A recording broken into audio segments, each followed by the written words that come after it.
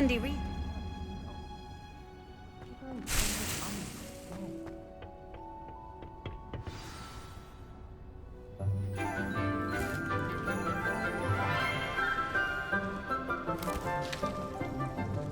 Good morning, Professor Garlick. How wonderful it is to see you again, Lenora dear. Oh, here. You'll need these for today's class. A little treat for your auntie. Ah, hello. Class, please welcome the newest rose in our garden. We do look forward to growing together. How thrilling it is to have everyone back together again. This year will be filled with enchantment and excitement, but the most important thing cultivated in herbology is knowledge. The prudent herbologist is no more afraid of the venomous tentacular than the bouncing bulb. Now then, today we will be acquainting ourselves with the mellifluous tuber known as the mandrake root. Accio. Let's see if we can't make our fibrous friends a bit more comfortable, shall we? First, let's protect our ears.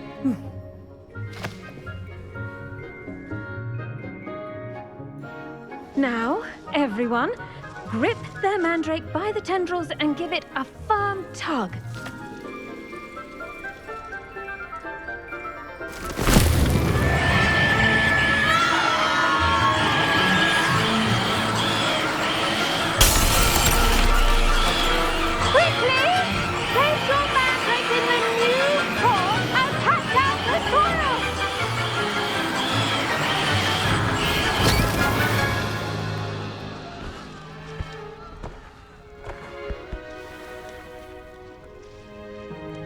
The soil should envelop the root like a warm, dirty blanket, putting the mandrake right at ease. Reparo! I'm very sorry about that. Yours was a bit mature, I'm afraid. All right then, off you go. Splendid work, everyone. Now, for our next task, we'll be planting dittany at our potting tables. You can all get started. I need to have a brief word with our new student. The best time to plant a seed is last season. The second best time is now. I should think Professor Garlick would be more careful with her mandrakes. Did you know that you can use the mandrake to defend yourself? Why, the very idea. I do wonder about Professor Fig. He's hardly ever in his classroom. Most strange. I wonder if hippogriffs like knotgrass. Yes, Professor. Firstly, well done with your mandrake. They can be rather difficult to get a grasp of. I'll say. Nearly went deaf. Well, yes. Of course, the cry of a mature mandragora can be fatal, so remember to keep those ears protected. Now, as I mentioned, next we'll be planting dittany. Let us find you some seeds. I already have some, Professor. Picked them up in Hogsmeade. You visited the Magic Neep. Wonderful. A prepared student is bound to bloom. I've arranged for you to have your own potting table here in the classroom. Wasn't easy to spare one on such late notice. Plant the seeds there now, and you can return to harvest them later. Even with soil, sunlight, and a bit of magic, they will take time to grow. Let's see how to balance my star thistle arrangement. Niffler's Fancy or roses?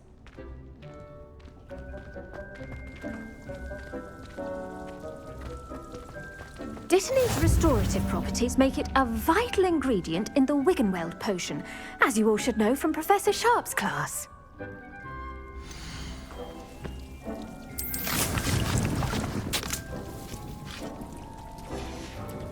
Well done! Once it can be harvested, your dittany will be ready to use in Wiggenweld potion. I'll let Professor Sharp tell you about that. Now, what say we branch out? Introduce you to a different sort of flora, the Chinese chomping cabbage. You'll find that some plants are better suited to uses outside of a cauldron. The cabbages do get testy without something to chew. Fortunately, I have a dummy for them to gnaw on. Be a dear and let them have a good chomping. Yes, Professor. They're in the other greenhouse. It's just at the end of the footbridge leading out of this room. Your classmate, Mr. Pruitt, has kindly offered to accompany you. Come back and see me when you're finished. Oh, and mind your fingers. They do bite.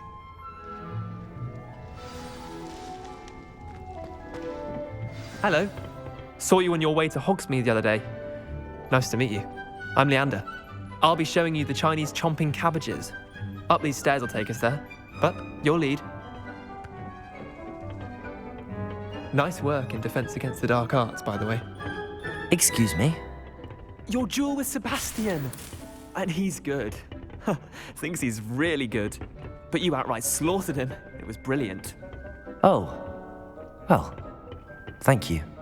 I nearly put Sebastian in his place myself. I mean, I would have, if Hecate hadn't stopped me. Didn't she stop that dragon skull from crushing you? Typical Slytherin trick, dropping a dragon skull on someone during a fight. We Gryffindors fight with honor. No offense.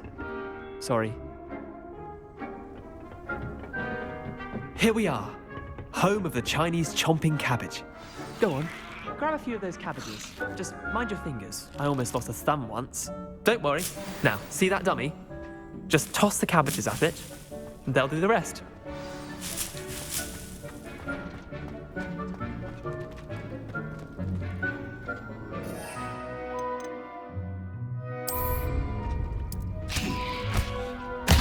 Look at that! They'll chomp on anything they can get their mouths on. Mum planted some in her garden last year to keep the gnomes out. Did save her the de-gnoming, but they left her honking daffodils in tatters. Vicious little bastards, aren't they? My kind of plants. Not like stupid booba tubers and bouncing bulbs. The kind of plants that'd have your back in a fight. Not saying you can't go it alone, but, well, imagine that wasn't a dummy.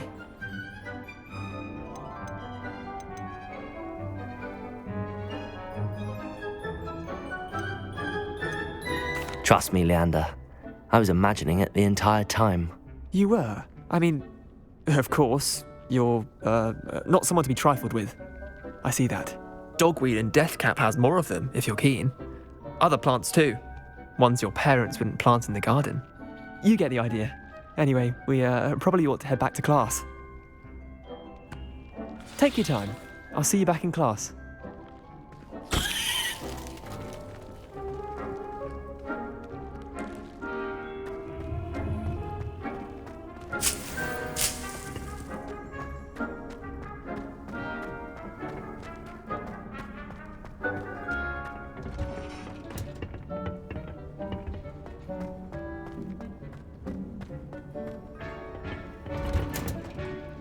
And with that helpful reminder as to why we should always wear our dragon hide gloves, I shall end our lesson here. Terribly sorry, Mr. Clopton.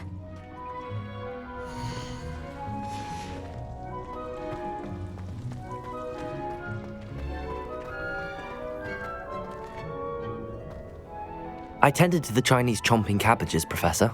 Remarkable plants, aren't they? I hope they weren't too much trouble. Oh, don't see any bite marks or missing digits. And good, as you do seem to be quite green-fingered. Oh, I'm eager to see your skill in the soil continue to blossom.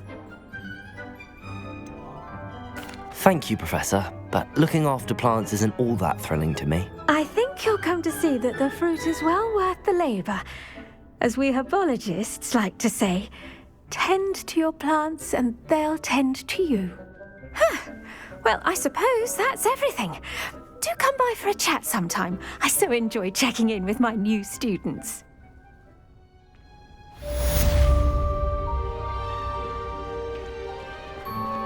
Those mandrakes are really relishing their new hearing. To make anything grow, we must first understand it. That goes for plants as well as friendships. Kindness and concern are as necessary in the greenhouse as in the Great Hall.